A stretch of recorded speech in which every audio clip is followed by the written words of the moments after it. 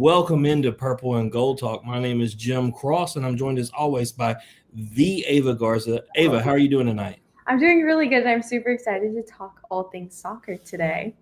Absolutely. We got to talk LSU soccer. We got to get the story of Sam Etherington. But before we do, got to plug the sponsors. I don't know if you saw it today, Ava, but a school wanted to be just like LSU. Local high school was able to get their Jesus One apparel. So John 16:33, empowering young men and women to be bold in their faith. And then, of course, Chinook Seedery, 8 flavors mild to wild, the best sunflower seeds in the game. Something that you can enjoy at a soccer game, Ava. There's no doubt about it.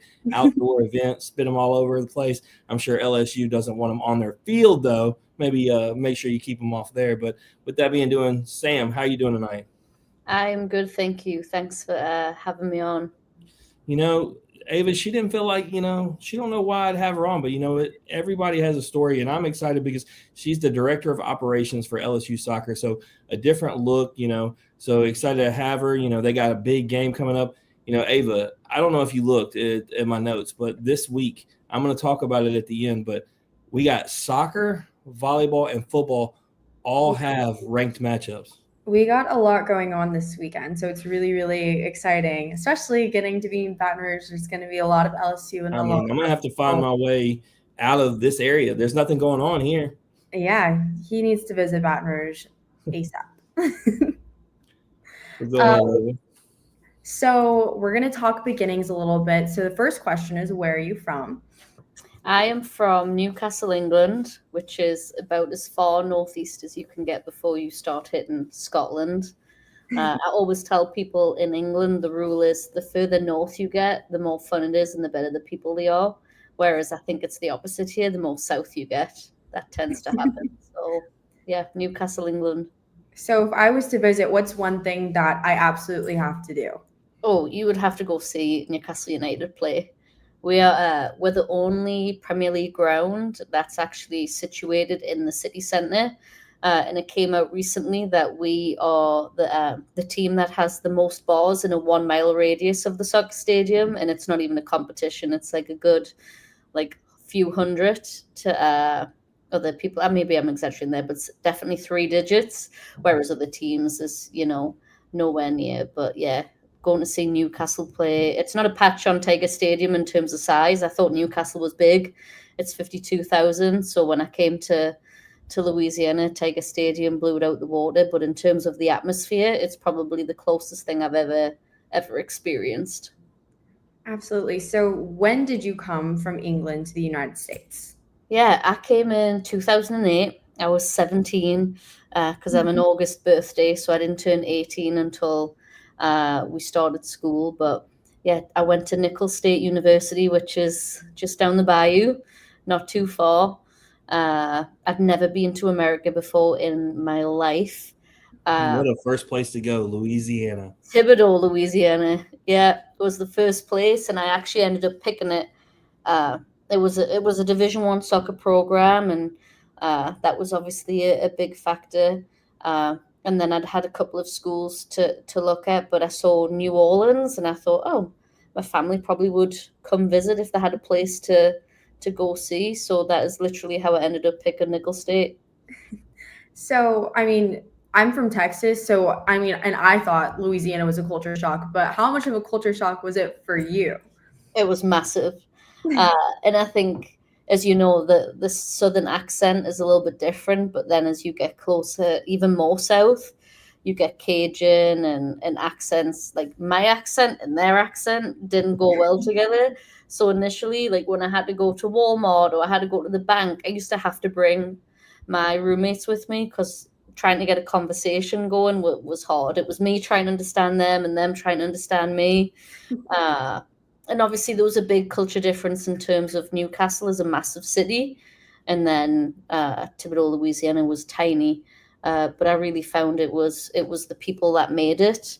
If I'd ever visited beforehand, I probably wouldn't be here today because I wouldn't have been ready to make that jump. But kind of just jumping in with 2 feet, I think was a blessing in disguise because obviously, 17 years later, I'm still here.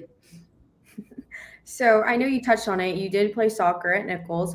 And just kind of reflecting back on your playing experience, did you know then that you wanted to coach? Yeah, I think so. Before I went to university in the US, we have in the UK, you finish kind of like high school at 16, 15, 16, and then you get to pick if you want to continue at high school and do what they call A levels or go to college. Uh, our version of college is the 2 years between high school and university. So I picked college. It was a sports college. I went there specifically to play for the soccer team, study sports science, and it was there when I started to like really get a feeling for having a like building a career in soccer. Like I really admired what my college coach did, and I was like, wow, it'd be really cool if that was a job I could do. But at the time, there was only a few colleges in the area that was an actual job, and she wasn't going anywhere. And then when I got over here and really understood the scope of college athletics and how many schools there were, how many divisions, I think it was pretty quick when I decided, oh, like this could be something that I want to pursue. So really early on, I started to make decisions in kind of like my college pathway in terms of academics and what I was studying, so that I could kind of have a leg up when it come to like trying to stay over here at the end and maybe build like a career. But it really was my college coach in England and then the coach that I ended up having in college here that really kind of inspired us of, yeah, this is a profession and career that I want to follow. Well, you started your career off great, obviously head coach at Louisiana College from 2015 to 2020. How much were you able to learn as a young coach in a D3 college while you were there? So much, and so many things of not what to do. Like you said, I was pretty young at the time. I'd just come out from being a grad assistant at the University of Dubuque, and it was straight into a head coaching role. And honestly, it was not something I pursued. It was my college coach that was like, "Hey, you should apply for this." And I'm like, "Okay, yeah, right." I'm 23. Like, no one's going to hire me. And he was like, "Trust us. Like, it hasn't been particularly successful. You've got nothing to lose at this point." And I actually knew the previous head coach. He was an instructor on one of my very first coaching licenses. So he kind of helped navigate us and recommended us for the job, which went a long way. But when I look back then of what I was doing, it was really just you were drinking through a fire hose and trying to figure it out as you went. But it was a great place to learn because, like I said, there wasn't a massive expectation placed upon us. It was bring in players, make them have a good experience, get them graduated. And I think I had really good relationships with the people I reported to, the other coaches. So it helped us have a little bit longevity in a job where there wasn't much success in terms of the soccer. But I find it really rewarding, reflecting of how many of those players I still communicate with, or we follow each other on Facebook, and it's nice to see how their lives have grown. And I think it became more than like wins and losses. You got to really see like how fulfilling it could be to be a coach and be in these people's lives at that such an age where really it's defining their life. And I think that's a great first job because when you come to a school like LSU, obviously the expectations are there. And so a lot more pressure. But I saw that you got named to the top 30, under 30 by the soccer coaches in Louisiana. Sam, how do I get to be in a top 40, over 40? Like, give me the advice. How do I get there? I don't even know how I got that.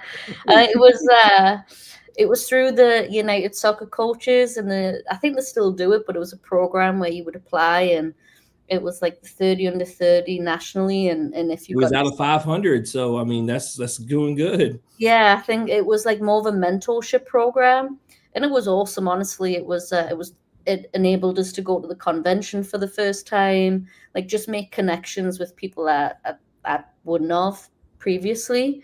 But yeah, I don't know. I think I got a bit lucky. I don't know. You got to write a good application, and I've always been pretty good at writing and English, so I think that might have helped.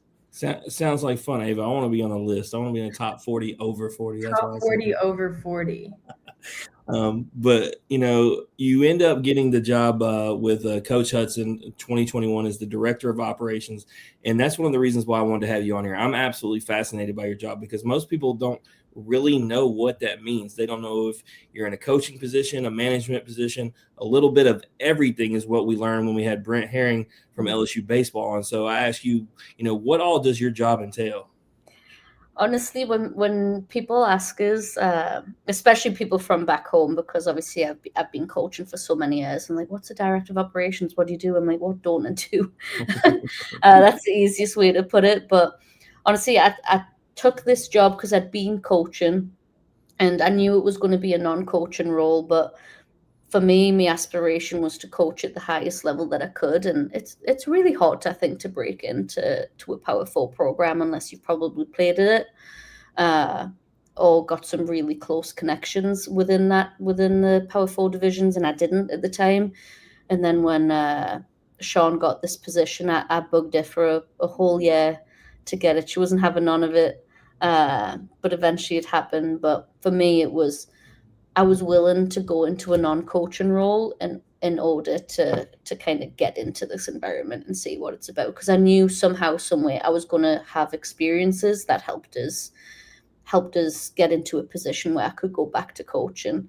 So yeah, like I do everything for obviously the basics of an operations role is making sure the program is operating, whether that's with travel, budgeting, player personnel, recruiting, all of that stuff. The stuff I don't do is I don't go out on the road and go recruiting because obviously only the coaching staff can do that. And then in terms of coaching, I get to be at practice every day. I get to watch the best do their work.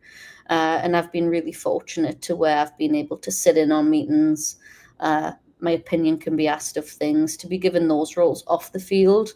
That can really impact the program. And then while I've been here recently, I'm lucky enough because I'm in a director of operations role, I'm actually able to coach club soccer. So I coach the local under 16 girls academy team.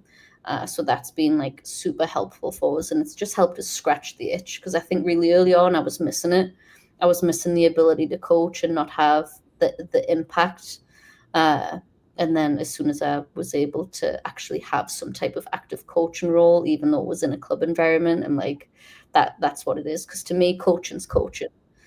As long as you're impacting people and helping make them better, which I feel like I'm doing at the club level, then I can do that job coaching, and then I can come back to LSU and do the operations job and kind of watch other people take on the stress of the winning and losing on the weekends. Well, you've been doing an exceptional job. I've been following the program the whole time you've been there, and you talk about, getting things done on and off the field around the program. LSU has been a well-oiled machine, and just because you talk about all the aspects, whether we're talking about travel, obviously on social media, you can see travel's going well for these ladies. They're having no issues, but obviously I just see how happy they are, how blessed they feel to be a part of that program, and that takes every one of y'all that's a part of the staff. So just shout out to you and the staff for everything y'all been able to do, because I haven't seen any issues, and the success has been there, which is going to lead me to the next question. I was looking ahead at the schedule.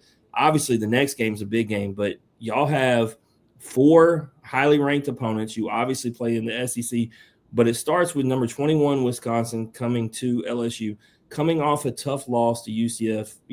What's been the message? What have been the practices like, to bounce back and get ready for this huge game? Well, we haven't had any practices yet, so I'll tell you about that one tomorrow. We've traveled yesterday. We had today off, but in terms of the messaging, I think you've caught us at a good time, because we had messaging from every angle of the program, whether it's the staff after the game and where it's the most gut-wrenching, you've just been scored on in the last 11 seconds. But the reality is you've got a lot more chances to put the game to bed, right? I think we outshot them in the 20s to like 2 or 3. So we had the opportunities. But I think my messaging to any of the girls I was able to connect with that evening, whether it was on an individual or group level, was, we're going to lose. Right? It's really hard to go a season unbeaten. Was it the game that we would have expected to lose? Probably not. Or wanted? No. We wanted to put it to bed. But at the same time, like, as long as you learn from it, then you can take something out of it going forward. And I think every person that night, when you've got 11 seconds left in the game, can turn around and go, I would have done this better. I would have done that different. And I think that's going to be playing on everyone's minds if we're ever in that position again. Because we were losing in the second, going into the second half. We brought the game back to a tie. So it's balancing that fine line between, the dying minutes of the game. You want to go snatch a win, but how do you balance that with how impactful a loss may be if you don't manage those moments of the game properly? So a big part of it was the messaging was just, you got to learn from it. And when you lose, we can't go to feeling sorry about ourselves and forgetting all of the little things that we hold ourselves accountable to. We like to be professionals, and you can't control, once that game ends, it's over. But you've got Wisconsin on Thursday. You got to start prepping straight away. There's no time to waste, really. So it's hard. Some players take it harder than others. I think some staff members take it harder than others as well. I like to think of, I'm probably someone who, if you looked at it, I'm not too mad most of the time, but I just think you can get so hung up on the losses and it can distract you from what's about to happen next. And in operation, I think it's the operation side of it. You've always got to think of what's next. So like when the game's over, think about what's next. There's nothing I can do about what just happened. It's happened. Well, if there's anything I know that this bunch is resilient. We've obviously talked to Ava, like I said, been following the program. And so I think there's no better opportunity than having a big time ranked team, especially coming to LSU. I feel like LSU is somewhere that has a home field advantage. How much fun has that been? Because I've traveled all around the SEC, Sam, and not every stadium does, like LSU does, where you can see 2,500 fans, packed in. So I'm expecting an amazing crowd. Just, how much fun has that been seeing the support of the fan base? It's awesome. I mean, as someone who has been in this state since 2008, I've had a few years out of the state, but to see how big soccer has become down here. And when we speak to recruits, I always describe it as like, we are Louisiana's team. We don't have a professional team here. It's the same with baseball. We don't have a professional team. So when people want to see our sports, like, they come to see us. We are meant to be and hopefully are the best product in the state. So to be able to kind of like rally the troops and get them all to come to the games is awesome. We had a few years ago when 2021, I think, was when we were ranked 5th in the nation. That is one of the best soccer experiences I've ever had. I think we had nearly 3,000. I'm the bad luck charm on that. I got to be honest with you. Your first loss that season was the first game. It was when you were at Ole Miss. Yeah, I will never forget that game either. Probably a game we should have won. That's a game I tell you what, that is, we're not going to get deep into it, but I've talked to numerous of your players about this. That was the worst fan base experience I've ever endured, maybe in any sport. And so if I could forget that night altogether, I would. Yeah, it definitely gives us a little bit of revenge every time we go there. We think about that game, at least the staff do. I think we've that far along that we don't have any players anymore that experienced that night, but it's always that one where you always want to win. There's a little bit more to it when you go on the road to Ole Miss because of that evening. But yeah, that was one of the best soccer experience I've ever experienced when we were in 2021 and we played Mississippi State and we had all those fans. It was awesome. But and to be honest, I don't know if all of those fans really watch soccer. They just came to support LSU and we were doing so good. But we build really good connections, I think, in the community. And because the community is like, it's not small, but it's small enough to where everyone feels invested in your program. So yeah, it's awesome. Yeah, and the last question I got is we talk about taking these steps, talking about 2021 through now. The one problem has been, and I was talking to Ava about this as well, getting out of the first round. Now, I will say, speaking of games I was at 2 years ago, you got dealt what I thought was not fair at all. Like, there was no reason why LSU earned a trip to Memphis. That Memphis team didn't deserve to be ranked that low. I felt like the committee just wanted to see Tiger on Tiger crime. I don't know. I don't know what the deal was, but y'all definitely had some hard matchups. But what do y'all got to do to take that next step? Because I know this program is good enough. I know that they're hungry. I know that y'all are wanting to make that next step, because we know in the NCAA tournament, every step you make is just that much bigger. So what do y'all got to do to get out of that first round? Yeah, I think some of it is obviously having a good enough season to where you can be ranked high enough to avoid some opponents or some maybe paths to the championship. Memphis has been a little bit of a thorn in our side, and I think we've just had years where just the right things didn't mesh together, whether it was the time of the year with injuries or how players were performing. Obviously, we had a good year when we got Lamar in the first round. We got them at home, but then I think that was the year where we had to turn around and go to Florida State. Mm-hmm.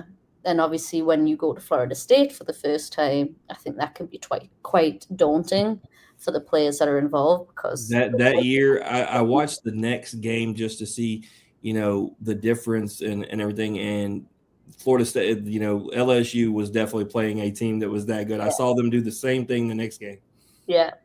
They've always been a good team, but I think part of it's luck, part of it is performing good enough in the season to get a high ranking, and then I think the other part is I told a couple of girls the other night of when we were feeling a bit down after UCF, I'm like, so you got to get hot at the right time. Mm-hmm. Like, yeah, we might lose this game, but I would trade that if it means we're getting hot in the SEC or the SEC tournament. And that's what I said. The schedule lines up to where when you talk about resume, there's some huge wins on there, but you get the harder ones out of the way early. So to your point, if you can get through that and then finish strong against some of the teams, and I'm not saying lesser teams, but they're not the higher ranked ones, the top 10 teams. Y'all did, interestingly enough, looking on the schedule, Mississippi State wasn't on there. That was one I was looking forward to. That's been a good matchup every year, but y'all did bring in Georgia into the mix. You got to go to Georgia, to Vandy, to Ole Miss, and I don't know. It's a pretty big gauntlet, but I think it's a good way for the girls to be battle tested. For sure. I think there's a couple of teams in the SEC like Georgia and Tennessee that are doing really well. That's the other one you have to go to, Tennessee. Yeah, and we got them on the road. The last time we had Georgia on the road, we had that 3-2 thriller where we came back from behind. So the best thing about this team, and also the worst thing about this, not this specific team, but LSU, is we often have heart attack. You never know what you're going to get at times.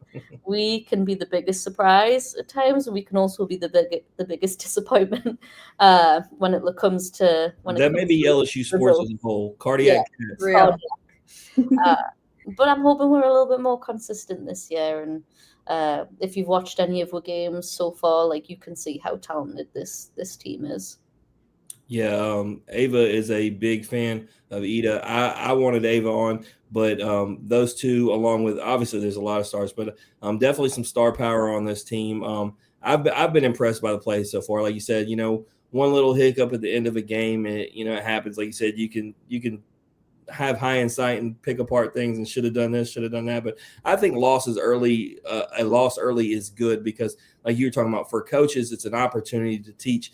Because when you have that number 5 ranking, like we're talking about 4, and you go deeper into the season, that loss seems so much more crushing to the girls, it feels like, because you've been winning for so long. You get it out of the way early, you have your coaching moment, and then you build off of it. Yeah, I agree.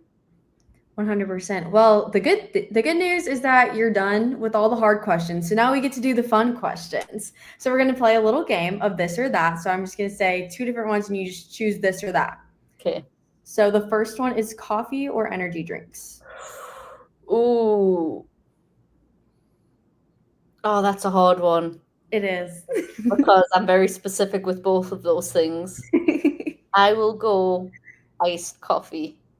Iced coffee? Okay. Yeah, I can get behind that. Iced coffee. Okay, you said that you were specific about energy drinks too. Like, what's your go-to? Yeah, like I'm not like a Monster, die hard, have a heart attack type of person. It's more of like a Celsius or an Alani, But if I'm Yes. having coffee, it has to be like an iced latte or something like that. I don't like the strong. Alani's are taking over in my household. My Yeah. LSU college daughter drinks them. My 13-year-old son likes to drink them, even though he has no business doing them. And then my wife. And so I think I'm the only one not on the Alani train. Yeah. You need to hop on it and like, because I'm the monster diehard that she was talking about. Yeah, no, that's a heart attack waiting to happen. No, That's me. like no, the monsters so bad. Okay, the next one is burgers or tacos. Ooh. Burgers. Burgers. Okay. Is there better food in Europe or America? Europe. Europe. No hesitation. No doubt. She knew her answer. That's the only thing I miss about home. Is it more fun to coach or to play soccer? Play. Play. Yeah. And then purple or gold? Purple. Let me ask you on uniforms though, is it purple or white? White. I love the white uniforms. They look good. Yeah. I Wait love till you see we got new ones for Thursday. Ooh.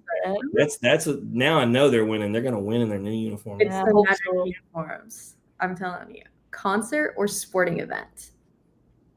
Oh, concert, and biggest news of the day is Taylor Swift and Travis Kelce. Yes, that was the best news ever. Yeah.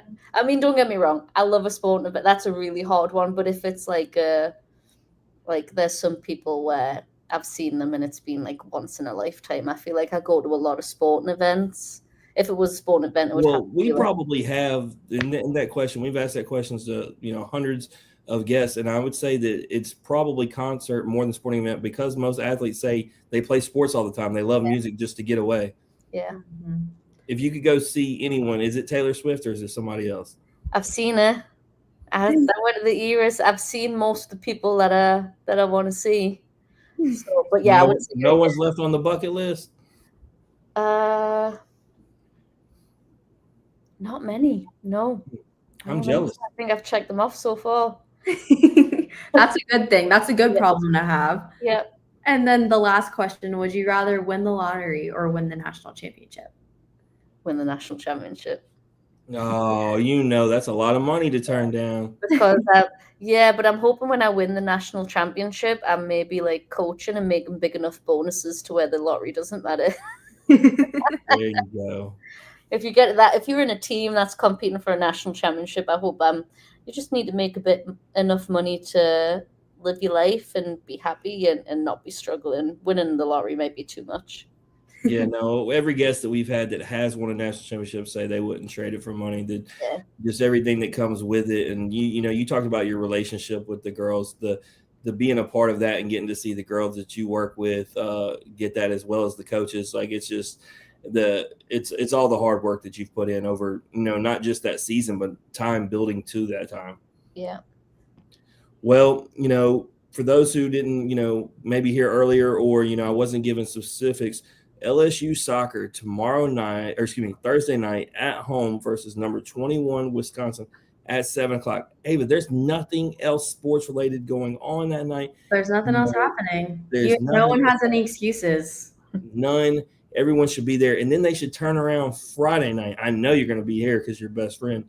LSU volleyball home opener against number 10 SMU. So you get Thursday, Friday, and then, oh, by the way, don't forget Saturday. Of course, they'll be at Clemson, but a top 10 showdown. I'm telling you, this is as good as week as I've ever seen, Ava, when it comes to LSU sports. An opportunity to have just purple and gold party everywhere. I'm telling you, it's going to be a full weekend of purple and gold. I'll be there in spirit with Allie on Friday because I am going to be back in Houston covering a game for the news. You're doing that to your best friend. I know, but I'll be there for the Saturday game because I love Allie so much. I'll have the football game up on my phone, but I will be at the PMAX supporting my bestie. Yeah, I'm gonna venture to say, Sam, that there's not going to be many people at the volleyball game on Saturday. They're going to be watching football. And then we can turn around and come to a game on Sunday against UC Davis. Yeah, they got a full weekend. So I think with that, is there anything that you want to plug or promote before we close this out? Just come watch LSU soccer. Follow us on socials. I think they do a really good job of that, and that's the best way to stay updated with LSU soccer. But yeah, I like to think that everyone that's watching this is already following us, but maybe not. Maybe we had a few more followers. That's a good assumption. Everyone go follow LSU Soccer. With that, Sam, we want to thank you for joining us. If you like her and her story and you love the purple and gold, please like and share on Facebook, retweet us on X, like and subscribe on YouTube, and give us a follow on Instagram. We'll be back next week. But until then, love purple and live gold.